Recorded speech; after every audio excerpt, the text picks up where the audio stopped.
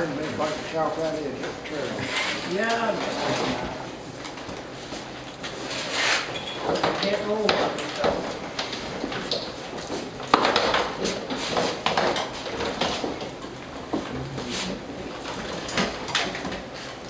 Was a time when I didn't even get warmed up till 2 in the morning. Those days are long gone.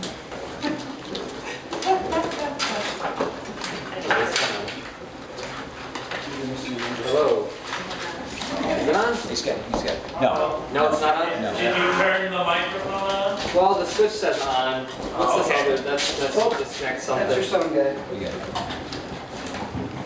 Come on, Scott, we're supposed to look professional here. All right. Oh, that's Woo, sound guy! woo, sound guy. Oh, do you want me to just keep? Yeah, I don't know. You want to hear yourself through here? I don't know. I hear myself all the time. I'm pretty good. I don't need to hear myself now, as long as other people can. That sounds even weirder. Really? Or yeah, I think only I can hear myself. Yeah. Well, the good thing is I downloaded some free editing software from the internet, so I can cut that part out. The part that's all you need to do is just edit all the funny parts together, tell a bunch of jokes. If you laugh at one, I can just roll the laugh over like a laugh track. And no one will really know what's going on. You'll just think that I was funny the whole time. Beginning to think 10 o'clock is sort of like the sweet spot for open mic, because I usually get here and go about 9 or so. There's not a lot of people, and everyone rolls in after I perform. And then just before this, everybody left. Maybe they knew I was going to perform and they got out of here before things hit the fan. It's probably not the best to close with a comedian. You need to wind down. Probably better to have some nice mellow music instead of the court jester. So, yeah, the stuff I recorded last week I put on YouTube. The channel name is all one word, Northwoods Open Mic. I recorded myself, the people before me who were Robert, Scott, and that other guy, Charlie, the bassist. I was just going to say, if you didn't want your stuff on the internet, I can pull it off. And then, well, they're all gone, but also myself, and then Kai and the Funky Bunch, but I think all of them are gone now too, so I'll tell them in the future whether or not they want to be on the internet.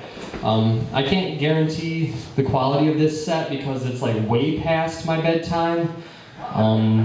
But my wife is here, so I probably won't get in trouble because it's also past her bedtime, so I don't think I'm going to get hit when we get home. You know, cross your fingers. On the way home. On the way home, yeah. I usually drive, so if she hits me while I'm driving, there could be some issues. Right into a ditch. I don't know if I ever talked about it, but I'm not actually from Wisconsin. I was born and raised in Lower Michigan, and then I went to Michigan Tech up in Houghton for 6 years, and I've only been here for about 2 years. So, you know, I know a lot about Michigan, not very much about Wisconsin. So that's why I thought today I'd educate everybody, and I'm going to talk about the great state of Idaho. Now, I don't know if anyone's been to Idaho. I believe all they have out there is potatoes and potato chips.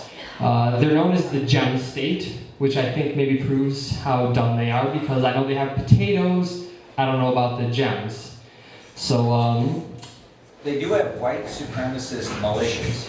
that's what somebody told me. They do have the KKK there. I have a couple coworkers from Idaho. That's what they were talking about today. The KKK is, compared to other states, still going strong there. Yeah. So, how do you know that an Idahoan is married? There's 2 stains on both sides of his truck. Because him and his wife both chew tobacco. There you go. Okay, how do you know that the toothbrush was invented in Idaho? Because if it was invented anywhere else, it'd be called the teeth brush. So, I don't know if you guys know this, but Idahoans do things a little bit differently. They don't use the metric system. They don't use the imperial system. They use the Idahoan system. So, for example, a standard Idaho potato weighs 2/3 of a pound, so obviously that's just a potato. So I, for example, It's 10 pounds to a bag because they love their potatoes. They get their nice big bags, and 50 pounds to a crate. So I don't weigh 212 pounds. I weigh 4 cartons a bag and 3 potatoes. Now, they also measure in potatoes. The average Idaho potato is 8 inches long. So I am not 6'1" or 73 inches. I'm actually 9 taters, 1 tot. So, if you measure everything in potatoes, it gets a little bit ridiculous. Turns out the distance from here to Boise is something like 12.7 million potatoes. That's kind of a large number. So they also, being as self-centered as they are, just measure in the units of Idaho, which the distance north to south is 479 miles, but like most guys, they exaggerate, so they just round it up to 500 miles. So the distance from here to Boise is just 3 Idahos. And actually, I don't even know why they still use these units, because, as it turns out, I was talking to my coworkers, the people in Idaho don't even get to eat the Idaho potatoes. All the Idaho potatoes get bagged up and shipped off to California. They eat crappy russet potatoes like the rest of us. The Idaho potatoes are great. People in California get to eat them. They're the ones they use for McDonald's French fries because they go nice and long. And we get to eat the russets that taste like the farmer personally took each one and wiped himself with them before he put them in the bag. Now that's not the only thing that Idaho gives to California. They also give their celebrities, a lot of land, a lot of space. There's actually a lot of California celebrities that live out in Idaho. And I was told one of the reasons for that is because the people in Boise especially, sort of don't bother them. They let the celebrities live their lives. I think it's because they don't know that they're celebrities, because Idaho is yet to have television or the internet or movie theaters. All they have are potato fields.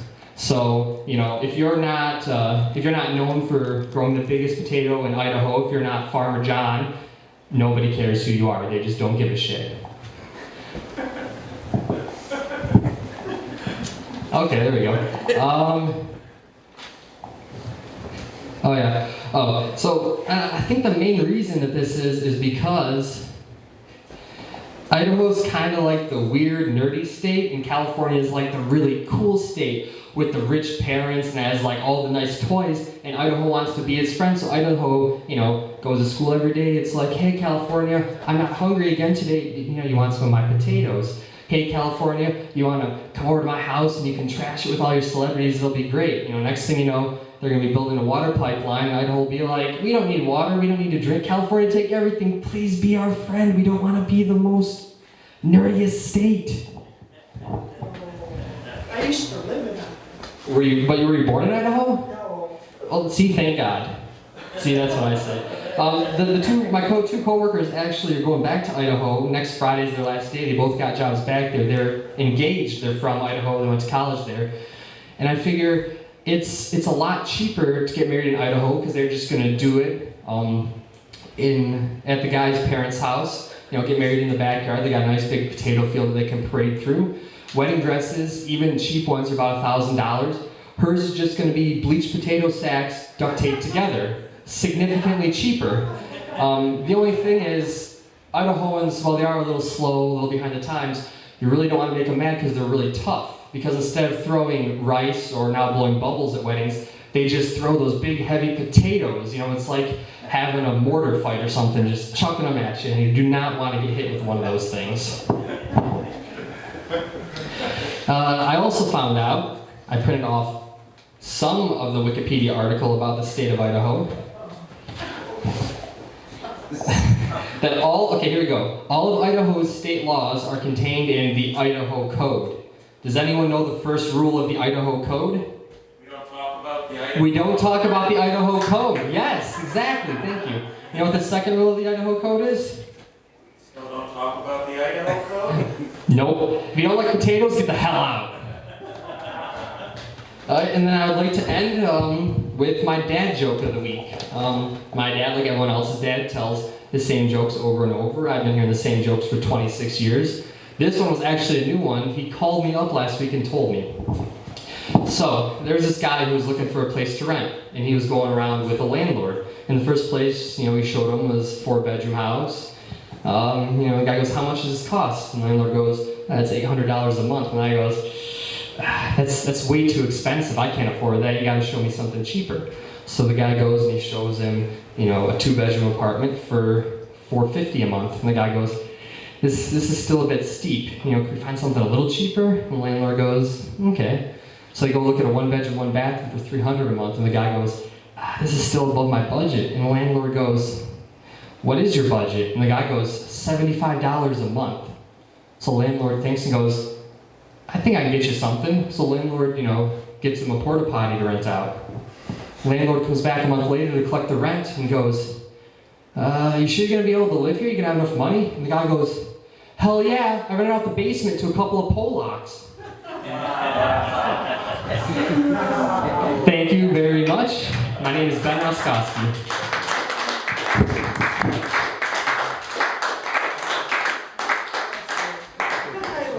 Actually, I can tell you this one was the last thing ever tell anybody in Idaho is that you're from California. And in fact, even if you were from California 20 years ago and moved to Idaho, you still don't admit you're from California.